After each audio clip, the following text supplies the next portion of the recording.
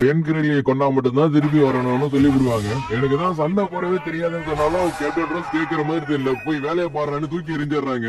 ஐயோ ஐயோ இவன் என்ன கொல்றதுக்கு முடிவே பண்ணிட்டா அப்படின்னு நம்ம ஹீரோ நினைக்கிறா. அப்படியே கீழே விழும் போது நம்ம ஹீரோ அவனோட ஹீலிங் மேஜிக் யூஸ் பண்ணி பெரிய காயம் இல்லாம தப்பிச்சாரா. ரோஸ் ஆர்டர் கொடுத்ததை செய்யலனா திரும்பி வரக்கூடாதுன்னு சொல்லிட்டா. இப்ப எனக்கு வேற வழியில கிரேன் கிறிஸ்லி தான் தேடி பிடிக்கணும்னு நம்ம ஹீரோ நினைக்கிறான். அப்படி நினைச்சிட்டு இருக்கிறப்பயே அந்த இடத்துக்கு கிறிஸ்லி வந்துருது. அதுக்கப்புறம் என்ன எடுத்தே ரோட்டா அப்படின்னு நம்ம ஹீரோ ஓட ஆரம்பிச்சாரா. அப்படி ஓடிட்டு இருக்கிறப்ப எனக்கு கமெண்ட் ரோஸ் வந்து கொடூரமான ட்ரைனிங்ல கொடுத்திருக்காங்க. அதனால இதெல்லாம் எனக்கு சமாளிக்கிறது ரொம்ப ஈஸி தான் நினைக்கிறான். அதனால வா நீயா நானான்னு பார்த்தா அப்படின்னு நம்ம ஹீரோ சொல்ல ஒண்ணுக்கு மூணு வரதை பார்த்துட்டு நம்ம ஹீரோ மறுபடியும் ஓட ஆரம்பிச்சிடறான். கண்டிப்பா ஒத்தால இதுங்களை சமாளிக்க முடியாதுன்னு. அப்படியே பக்கத்துல ஒரு ஆறு இருக்குது தெரிஞ்சோடனே நம்ம ஹீரோ அந்த ஆத்துல விழுந்து தப்பிச்சாரா. இதுங்களும் அடுத்த வாட்டி வந்து பாத்துக்கலாம் அப்படின்னு சொல்லிட்டு நினைச்சிட்டு போயிடுதுங்க. அதுக்கப்புறம் ஈவினிங் போல நம்ம ஹீரோ அவங்கிட்ட என்னென்ன இருக்குங்கிறது எல்லாத்தையும் பாத்துட்டு இருக்கிறான். 2 நாளைக்கு தேவையான சாப்பாடு இருக்கு, ஆனா தீமூட்டுறதுக்கான பொருள் கொடுக்கவே இல்ல. ஏன்னா ரோஸ் அந்த பேக்ல வைக்கவே இல்ல. அவ மனுஷியே கிடையாது, ஒரு டீமன். இல்ல அவ ஒரு ஓகரா தான் இருக்கணும் இப்படின்னு நம்ம ஹீரோ என்ன சொல்றது தெரியாம புலம்பிட்டு இருக்கிறான். ஏன்னா முடியாத காரியத்தை ஒத்தால முடிக்க சொல்லி இருக்கிறான். இப்போதைக்கு வாய்ப்பு இல்ல, நாளைக்கு பாத்துக்கலாம். அதுக்கப்புறம் 2வது நாள் நம்ம ஹீரோனோட எனிமையை பத்தி தெரிஞ்சுக்கிறதுக்காக காடு ஃபுல்லாவும் சுத்துறான். அதை தொலைஞ்சு போயிடக்கூடாதுங்கிறதுக்காகவும் அங்கங்க மரத்துல மார்க் பண்ணிக்கிறான். நெக்ஸ்ட் ஒரு இடத்துல நின்னு பாத்துட்டு இருக்கிறப்ப புதற்குள்ள இருந்து சத்தம் வருது. ஆக மறுபடியும் வந்துருச்சுன்னு நினைக்கிறான். அப்படின்னு சண்டைக்கு ரெடி ஆகுறான். ஆனா உள்ள இருந்து வந்தது ஒரு அடிபட்ட ஒரு பிளாக் கலர் ரேபிட். ஆகிறதுக்கு ரொம்ப பாவமா தெரியறதுனால நம்ம ஹீரோ அதுக்கு ஹீலும் பண்ணி விடுறான். மறுபடியும் அடிபடாம பாத்துக்க அப்படின்னு நம்ம ஹீரோ சொல்லிட்டு அங்கிருந்து போனாலும் அந்த ரேபிட் நம்ம ஹீரோ ஃபாலோ பண்ணிட்டே வருது. என் பின்னாடியே வராத, நான் ரொம்ப ஆபத்தான மாஸ்டர் ஃபாலோ பண்ணிட்டு போயிட்டு இருக்கேன். நான் தான் சொல்றேன், உனக்கு புரியுதா இல்லையா? நான் சொல்றது எல்லாத்தையும் நீ புரிஞ்சுக்கிற, ஆனா கேட்க மாட்டீங்க. கொஞ்சம் உனக்கு கிராண்ட் கேஸ்லியோட இடம் எங்க இருக்குன்னு தெரியுமா? அதுக்கு அந்த ரேபிட்டும் என்ன ஃபாலோ பண்ணிட்டே வான்னு சொல்லாம சொல்லுது. அப்படியே பின்னாடியே போன நம்ம ஹீரோ அதுங்க இருக்கிற இடத்த கண்டுபிடிச்சிடறான். பார்த்தா அதுங்கெல்லாம் ஒரு ஃபேமிலியா இருக்குதுங்க. நல்ல வேலை பாத்துருக்க அப்படின்னு நம்ம ஹீரோ பாராட்டுறான். அதுக்கப்புறம் 3வது நாள் நம்ம ஹீரோ குடிக்கிறதுக்காக வாட்டர் ஃபில் பண்ணிட்டு இருக்க.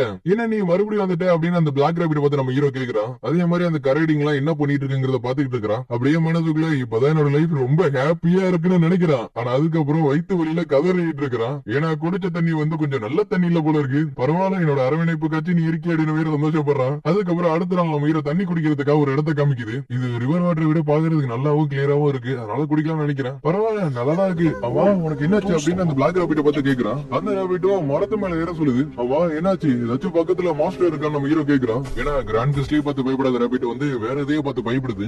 இது என்ன, இதுக்கு முன்னாடி நான் இதை பார்த்ததே கிடையாது அப்படின்னு நம்ம ஹீரோ நினைக்கிறான். ஏன்னா அவனுக்கு படிக்கிறத கொடுத்த புக்ல எந்த இடத்துல இந்த மாஸ்டர் பத்தி மென்ஷன் பண்ணவே இல்ல. ஆனாலும் அந்த மாஸ்டருக்கு ரத்த உரி இருக்கிறது மட்டும் நல்லா தெரியுது. அதுக்கப்புறம் 4 நாள் ஆகியும் நம்ம ஹீரோ அந்த பாம்பை பாக்கல. அதுதான் நம்ம ஹீரோக்கு கொஞ்சம் சங்கடமாவும் இருக்கு. ஏன்னா கிராண்ட் கேஸ்லி கூட சண்டை போடணுமான்னு. இருந்தாலும் என்ன பண்றது, கிராண்ட் கேஸ்லி இல்லாம வீட்டுக்கு வரக்கூடாதுன்னு அவன் சொல்லிட்டான். சரி அப்பனா நாளைக்கு பாத்துக்கலாம் அப்படின்னு நம்ம ஹீரோ முடிவு பண்றான். ஆனா அடுத்த நாள் இந்த ரேபிட் நீ போக கூடாதுன்னு சொல்லுது. நீ சொன்னாலும் சொல்லாட்டி நான் மழை நின்னதுக்கு அப்புறம் போகதான் போறேன். அப்படியே கொஞ்ச நேரத்துக்கு அப்புறம் மழையும் நிக்குது. நம்ம ஹீரோ கிராண்ட் கேஸ்லி கூட சண்டை போறதுக்காக போறான். அப்படி போறப்பயும் பிளாக் ரேபிட் சொல்லுது நீ போக வேணான்னு. நீ தடுத்தாலும் சரி நான் இந்த வாட்டி போக தான் போறேன், ஏன்னா நான் வீட்டுக்கு போகணும் அப்படின்னு நம்ம ஹீரோ சொல்றான். ஆனா அங்க போய் பார்த்தா அந்த கிராண்ட் கேஸ்லி 2ம் செத்து கிடக்குதுங்க.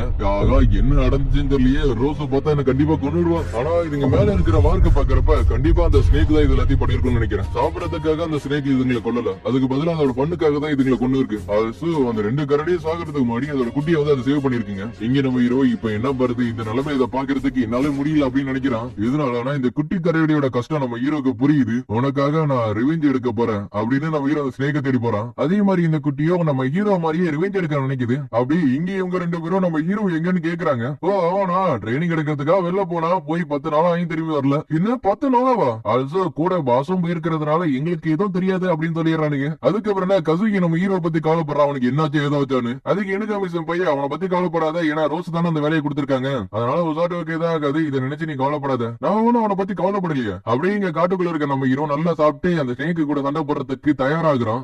பிளாக் ரேபிட் எனக்கு அந்த பாம்பு எங்க இருக்குங்கிறத காமிக்கிறியா? அதுக்கு அந்த ரேபிட் லைட்டா யோசிக்குது. ஆனா அதுக்கப்புறம் ஓகேன்னு சொல்லிடுது. நம்ம ஹீரோ அந்த ரேபிட் எங்க போதும் அங்க இங்கெல்லாம் ஃபாலோ பண்ணிட்டே போறான். அப்படி ஃபாலோ பண்ணதுல நம்ம ஹீரோ அந்த பாம்பையும் கண்டுபிடிச்சிடறான். ஆனா பார்த்தா இந்த பாம்பு கூட இந்த குட்டி கரடி சண்டை போட்டுட்டு இருக்கு. அதே மாதிரி நம்ம ஹீரோக்கும் இதை பார்த்தாலே தெரியுது ரொம்ப டேஞ்சரானதுன்னு. ஆனாலும் நீ ரோஸ் அளவுக்குல ரொம்ப ஆபத்தான ஆள் கிடையாது சொல்லிட்டு நம்ம ஹீரோ அந்த பாம்பு கூட சண்டை போட போறான். இதை வாங்கிக்க அப்படின்னு அந்த ஸ்டிக் அதோட கண்ணுல சுருவிடுறான். இதனால இதுக்கு இப்ப ரைட் சைடு கண்ணு தெரியாததுனால நம்ம ஹீரோ ரைட் சைடு தான் அட்டாக் பண்ணவும் முடிவு பண்றான். இருந்தாலும் அந்த ஸ்னேக் நம்ம ஹீரோட கையை கடிச்சிடுது. நீ இதை எதிர்பார்த்திருக்க மாட்டேன்னு சொல்லிட்டு நெய்வ அதோட வாயிலே சுருவிடுறான். அப்படி இது எல்லாத்தையும் நம்ம ஹீரோ பண்ணாலுமே அந்த பாம்போட விஷயம் நம்ம ஹீரோ உடம்பு பூரா பரவ ஆரம்பிக்குது. இருந்தாலும் நம்ம ஹீரோ எப்படி பாய்சனை ஹீல் பண்ணுங்கிறத தெரிஞ்சு வச்சிருக்கான். அது எப்படின்னா ரிவர் வாட்டர் குடிச்சு ஒரு நாள் வயிற்று வெளியில இருந்தால அதை வச்சுதான் அப்படி அட்டாக் பிளான் போறப்ப அந்த குட்டி கரைடு இருக்குல்ல அது நம்ம ஹீரோ ஹீல் பண்ணுது. இதனால இந்த வாய்ப்பை யூஸ் பண்ணிட்டு நம்ம ஹீரோ அந்த பாம்பை அட்டாக் பண்ண ஆரம்பிச்சிடறான்.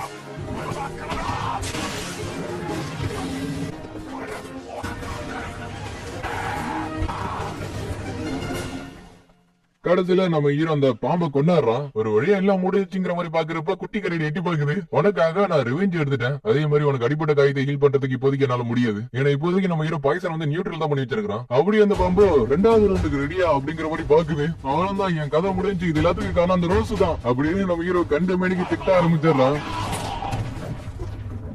இன்னும் இந்த பாம்பு பாக்குறதுக்கு ரொம்ப கேவலமா இருக்கு அப்படின்னு கேப்டன் ரோஸ் சொல்றாங்க. கேப்டன் ரோஸ், நீங்களா எப்படி இங்க வந்தீங்க? அது காரணம் இந்த பையன் சொல்ல பார்த்து நம்ம ஹீரோ ஷாக் ஆயிடுறான். இவன் என்னோட பெட்டு, அப்ப அடிப்பட்ட மாதிரி வந்ததெல்லாம் உன்னோட நம்பிக்கை பெறறதுக்காக தான். அது மட்டும் இல்லாம நான் உன் பக்கத்துலயே தான் இருந்தேன், ஏதாச்சும் ஒரு ஆபத்துனா அவனை காப்பாத்துறதுக்காக. அப்படின்னா இது என்ன மாஸ்டர் அப்படின்னு நம்ம ஹீரோ கேக்குறான். அதுக்கு கேப்டன் ரோஸும், இது டீமன் ஆர்மி கிரியேட் பண்ணது கடைசி சண்டையில சிக்லிஸ் வந்து இது பார்க்காம விட்டுட்டாருன்னு நினைக்கிறேன். அது மட்டும் இல்லாம இது ரொம்ப ஸ்ட்ராங்கானது, ஒரு எலக்ட்ரிக் வந்தா கூட சமாளிக்கிறது ரொம்ப கஷ்டம். இதை கிட்ட நம்ம ஹீரோ, கண்டிப்பா நீ ஒரு மனுஷே கிடையாதுடி, இவ்வளவு ஆபத்தான ஒண்ணு தலையில கட்டி இருக்கு, ஆனாலும் இதுல நீ ஜெயிப்பன்னு நான் எதிர்பார்க்கவே இல்லை அப்படின்னு மிஸ் ரோஸ் சொல்றாங்க. ஆக்சுவலி உனக்கு நிறைய எக்ஸ்பீரியன்ஸ் வேணுங்கிறதுக்காக தான் உன்னை விட ஸ்ட்ராங்கா இருக்கிறது கூட சண்டை போட சொன்னேன். இருந்தாலும் நீ என்னதான் இன்ட்ரெஸ்டிங்கா பண்றங்கிறத நான் பாத்துட்டு இருந்தேன் தெரியுமா, இதே நான் கிட்டத்தட்ட செத்துருப்பேன் அப்படின்னு நம்ம ஹீரோ சொல்றா. என்ன இந்த பையனுக்கு வந்து உன்னை பிடிச்சிருக்க போல இருக்கு அப்படின்னு கேப்டன் ரோஸ் சொல்றாங்க. நம்ம ஹீரோ இதுக்கப்புறம் நான் உன்னை பாத்துக்கிற சொல்லிட்டு அதை அடாப்ட் பண்ணிக்கிறான். உங்களை பாக்குறதுக்கு அப்படி என்ன பாக்குற மாதிரி இருக்கு. ஏ ப்ளூ கிறிஸ்லி, உனக்கு நடந்தது எல்லாத்தையும் இங்கே விட்டுட்டு வந்துரு. கேட்டதும் கொஞ்சம் யோசிச்சு பார்த்துட்டு நம்ம ஹீரோ தூக்கிக்குது. சரி வாங்க வீட்டுக்கு போகலாம் அப்படின்னு கேப்டன் ரோஸ் சொல்ல நம்ம ஹீரோ பயப்பட ஆரம்பிச்சாரா. இவ பேசினாலே எனக்கு ரொம்ப பயமா இருக்குன்னு. கொஞ்சம் கடைசி நேரத்துல பத்தி எதை சொன்னீங்களா, அது மட்டும் என் காதுல கரெக்டா விழுந்துருச்சுன்னு சொல்லவும் நம்ம ஹீரோ பதற ஆரம்பிச்சிடறான். அதுக்கப்புறம் அவனுக்கு தேவையான தகுதி வந்துருச்சுன்னு கேப்டன் ரோஸ் சொல்றாங்க. அது ஏன்னு கேட்டா பேட்டில் ஃபீல்ட்ல எனக்கு பக்கத்துல இருக்க போறது நீ தான் சொல்றாங்க. ஆக்சுவலி நீ இன்னும் பேசிக்க கத்துக்கவே இல்லை, ஆனா உனக்கு என்ன தேவையோ அது உனக்கு கிடைச்சிருச்சு. அதாவது பிசிக்கலாவும் மென்டலாவும் நம்ம ஹீரோ ஸ்ட்ராங் ஆயிட்டான்னு சொல்ல வராங்க. அது மட்டும் இல்லாம இவங்க கூட இருக்கிற 2 ஹீரோஸும் அந்த அளவுக்கு ரொம்ப ஸ்ட்ராங்கானவங்க கிடையாது. அது நம்ம சீக்கிரமா நம்ம டீமன் ஆர்மி கூட சண்டை போட போறோங்கிறதையும் சொல்றாங்க. அதுக்கேற்ற மாதிரி 3வது ஆர்மியோட கமாண்டரான அமிலா கிட்ட லிங்கன் லட்சியத்து மேல படை எடுக்கிறதுக்கான ஏற்பாடு எப்படி போயிட்டு இருக்குன்னு கேக்குறாரு. அதுக்கு இவ்வளவு எல்லாமே தயாரா இருக்கு, அடுத்த ஸ்டெப் எடுத்து வைக்க வேண்டியது மட்டும் தான் வேலைன்னு சொல்றா. இப்படி சொல்றது